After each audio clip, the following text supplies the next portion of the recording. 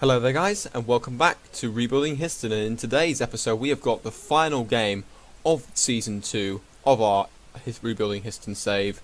And unfortunately for us, this game we haven't got much to play for in terms of of the league, and we're going to explain why in a minute. But we're going to explain to you what's happened since you were last with us, which was some of the unfortunate 2-0 defeat to Hitchin. We then went on to draw 2-2 with Stratford. As you can see, it was really close in terms of the goal times. Ashley Clay opened the scoring after 23 minutes. Ryan Williams then scored a minute later. Williams then scored again to make it 2-1 to us. But then Clay made it 2-2 after 31 minutes. So in the end, it was 2 drop points because of the league table and the fact that Stratford were near the bottom. And again, we should have really won the game based on the stats. One of those games, though, where we had to bounce back from a disappointing defeat, and we ended up getting a point away from home. So, yeah, one of those things. I thought we could have easily, fight back though in the next game, but unfortunately for us, that didn't turn out that way, as we ended up losing 3-1 to Redditch. Yeading Glider opened the scoring for us after 35 minutes. I thought, yeah, we're on a good run. We're going to be on a good run here. But then Danico Johnson scored after 59 minutes to equalise, and followed by 2 own goals, resulted in a surprising 3-1 victory for Redditch, and us dropping more points. So that was 2 defeats in 3, and only 1 point from possible 9. So, bit disappointing again, and all the defenders didn't have a great game. Luke Harding, Jack Ottridge 6.0, who scored one of the own goals, and Reece Bills in goal didn't have the greatest of games either. The other thing was that we didn't have Carrillo in at left back, so that's why George Grayson was playing, and he only got a 6.1. So again, it was just another bad day at the office right there. However, we bounced back dramatically away at Dorchester. Now, considering where they are in the league, I thought we were going to struggle after the previous games, but a great smash and grab win. In terms of the stats, we were pretty close to them, but we were playing on the counter attack. And Phil Wolfe, who scored his first ever goal for Histon, opened the scoring after 24 minutes. Then Glider made it a little bit more comfortable after 52 minutes with a second half penalty, which in the end sealed the 3 points. And it was a dramatic win, and that put us right back into the playoff hunt. We then went on to win another big game, this time at home to Leamington, who have beaten us twice already this season in the cup and also in the league in the away tie. It didn't start off too well, with Ahmed Abeng scoring after 8 minutes, but Glider equalised at 24, and Phil Wolfe scored his second goal in 2 games, and this was an absolute stunner. If we can get this up right now, as you can see, Tawndry clears it away, Ostrich picks it up, Wolfe puts the ball in towards the box, but then because the keeper's so far out, Wolfe just takes the shot from outside the box, and it just goes and leaps over the keeper and into the back of the net. Fantastic goal for him, and it's a great way to continue his little goal scoring run that he's been on. So that was 2 goals in 2 games for Phil Wolfe, which was fantastic. However, we then went on to play Hereford away from home, and this time we managed to get a 0-0 draw after the disastrous 6-2 defeat that we had at home. So in the end, I thought that was a pretty good result in the end. Look at that, 2,090 fans that were at the game. Only 10 of them were Histon fans, but it's a good attendance for that particular game. I think it's because of the fact of Hereford's big reputation, and also the fact that they've got a big fan base anyways. 12 shots, 2 on target for Hereford. Didn't really look like scoring though, and the same with us. There was actually no highlights in the entire game. The only major thing was the fact that the guy that scored 4 goals against us last time, Louis Robles, picked up an injury after 28 minutes and had to come off. So I think that was kind of beneficial that he did go off, because he was the major threat last time we played. Unfortunately though, our slim playoff hopes were completely over when we lost 2-0 at home to Truro. As you can see here, Callum Frew, who just recently returned from suspension, then picked up another sending off. That's I think he's banned for another 2 matches, so I think he's banned for pretty much a quarter of the season, which is just not good enough for one of our star players. And based on the stats, we just didn't get going at all. Also, Furo had an own goal, which came off a corner, and then James Mordup made it 2-0 once we tried to go a little bit more attacking to try and get back in the game. And unfortunately for us, that ruled us out of any possibility of us reaching the playoffs, which is unfortunate. But in the end, at the start of the season, if you say that we'd be guaranteed a top 10 finish or top half finish, then I would absolutely take that. And we guaranteed that a top 10 finish by this game away at St Neots with a 1-0 slender 1-0 victory, but it was fantastic to get the necessary result to get us into the top 10, as Ryan Williams scored the only goal of the game to win the game at St Neots in our bit of a local rivalry for us. After, unfortunately, we weren't able to get the win in the last fixture we played against them, but we've now managed to get the little local bragging rights this time around with the 1-0 win in the penultimate game of the season. We've now got our final game of the season at home to Histon Yeading. Now, in terms of what the table is looking like right now, the highest we can go is ahead of Hereford into 7th place, but the lowest we could drop is 9th if Basingstoke better our result. Unless, that works, because if we lose, then Basingstoke would then go ahead of us if they draw. So it's, again, if we're able to beat Hereford's result today, then we will go ahead and finish in 7th place, which would be a fantastic start. But 8th, but top 10 in general is absolutely fantastic, considering the fact that we were only predicted to finish about mid-table just in the bottom half of the league. But the fact that we're going to be finishing top half, even in the top 10 and possibly the top 8 in our first season in the Southern Premier Division, it's absolutely fantastic. Next season is where I think we need to we'll be focusing on that playoff and promotion battle, because of the fact that we had such a great second half of the season compared to the first half of the season. I think if we can take that momentum on into next season for the start of the year, then we can we can then be in that fight for the playoffs. As you can see, it's actually quite close. It's a 3-point gap between Kettering and Leamington, so Leamington will hope that Kettering actually lose, and then Leamington can then do what they need to do to win their game, and then leapfrog Kettering to win the league. So at the moment it's a two-dog fight as to who gets promotion automatically into the next division, and then there's a 4-way scrap for 3 spots between Banbury, Salisbury, Merthyr Town and Dorchester.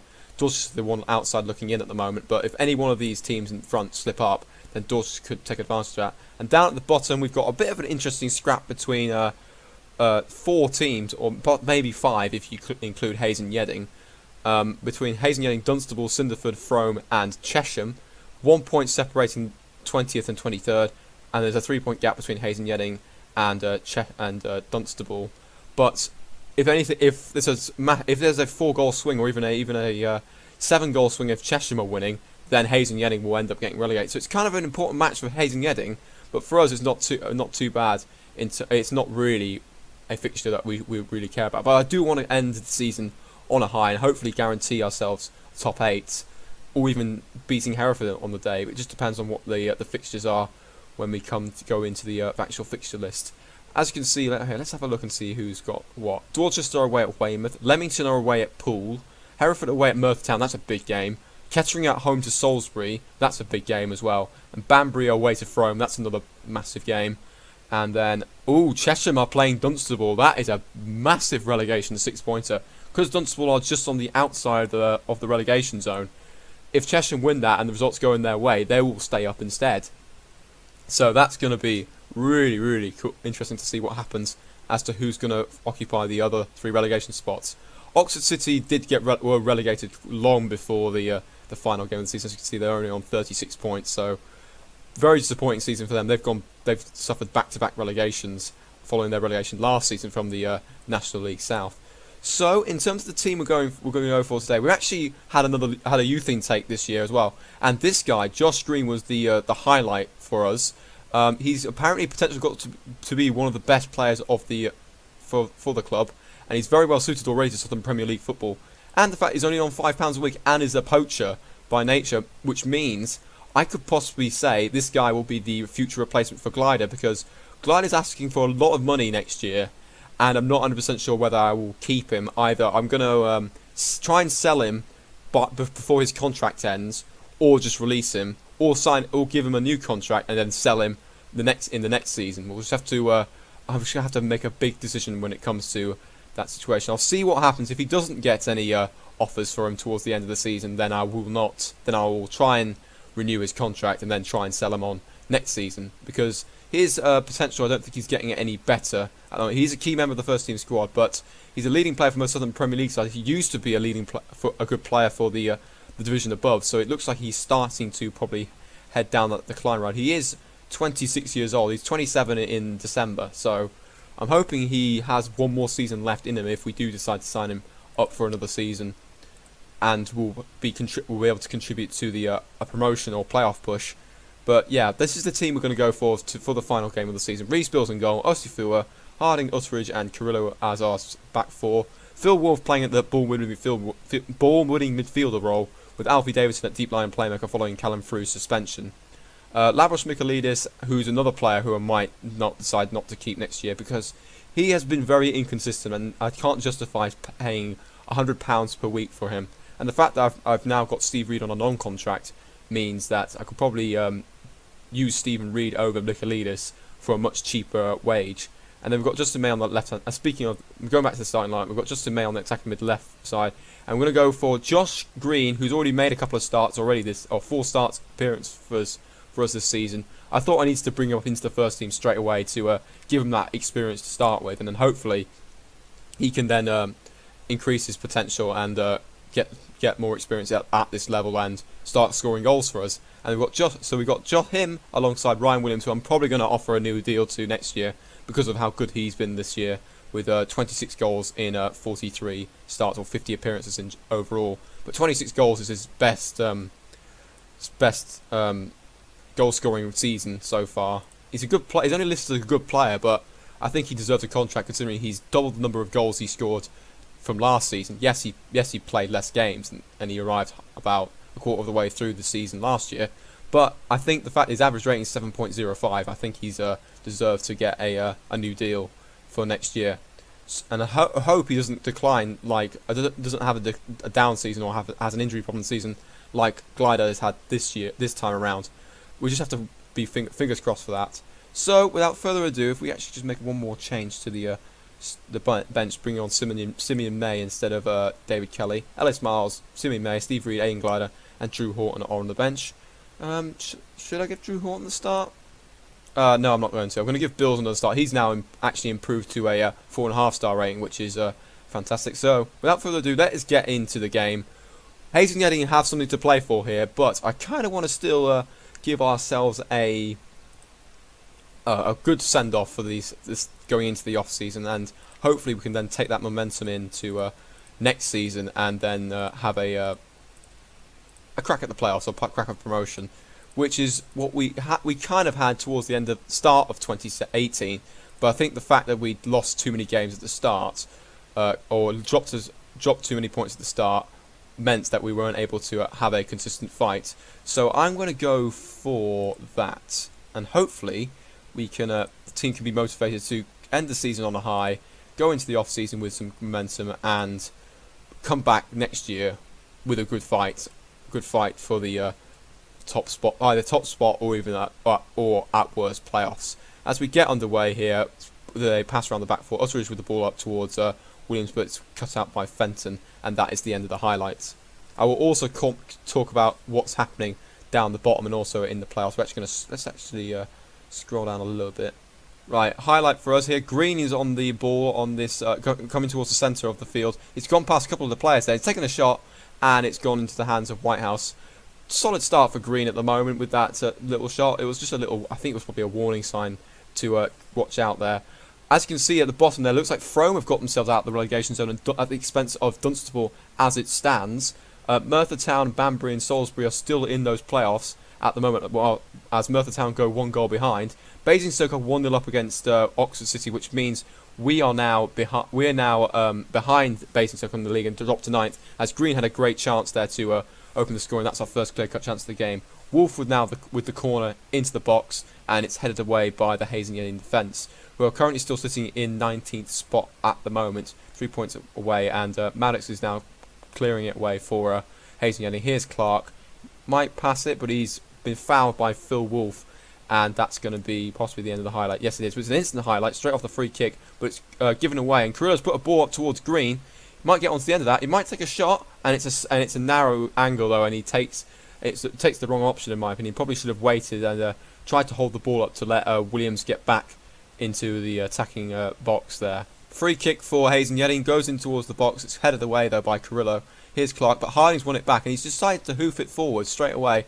Whitehouse comes out from the goal, and here's Green, Green, and here's Harrison for Hayes and Yeading up to Djibodu on this right hand side. He's been closed down by May, who's won it back very well there, Please don't give it away at this sort of position here, May, because that would not be good. He's hoofed it forward towards Green, but hasn't managed to get the ball on target. Wolves won it back though, and here's Michaelis on his right hand side. Ball up towards Green. He might put the ball in the box here for Ryan Williams. There's quite a few players in the box though. It's hit the post, and it's been cleared by the Yeading defender, and it's out for a corner. We're coming into the last minute stoppage time here for the first half, and that is the end of the highlight, unfortunately, and that is half time. So, in terms of what's happening, we can still. I'm going to go passionate to see if we can try and get this winner here. I might have to bring on Glider for the second half to in place of Josh Green, just to protect him a little bit, because I think he's probably stepped up a bit too early. But I just wanted to give him a chance to see how he could match up at the moment. And the fact that he can get a bit more player development by getting these first team appearances. So we've now started the second half. Let's hope we can get a goal here. Oh, Dorchester have actually moved up into third place, and that means Merthyr Town have dropped back. But Merthyr Town have equalised against Hereford, which means that they're now back into the playoffs. And now that means Salisbury are outside on goal difference. We're now back ahead of Basingstoke at the moment, because it looks like they must be drawing. At the bottom, Frome are still escaping from relegation at the moment. We're actually going to make a substitution now, because we need to make a change if we want to get a good positive result today. Justin May's not had the greatest games. I'm going to keep Michaelis on and actually take May off and bring on Stephen Reed for the last 25 minutes or so. Oh, Dunstable are now back into the outside the relegation zone, but that's only on goal difference at the moment. Must be some sort of result that's going in their favour at the moment, which is meant that they're back out. We're going to make our final substitution here. Alfie Davidson's going to come off, and Simeon May is going to come on for the last 15-20 minutes or so. And it looks like we're going to have back-to-back nil-nils on the final game of the season like we did last year. But we don't have much to play for in terms of that. That doesn't have any effect to us in terms of our league position at the moment, as it looks like it might be a highlight for Histon Yeading here, but Wolves won it back for us in the lower half of our half. And here's Patton to Harrison, to Djibodu on this right-hand side. Carrillo's marking him closely there. I was hoping he wasn't going to foul him, but Phil Wolfe has fouled him, and it looks like he's going to be sent off in this game, or the final game of the season. And that's not ideal for us with 14 minutes remaining. Wolfe is now out for the last 40 minutes. He's taking an early bath, and we're going to have to probably shut up shop here to prevent them from scoring.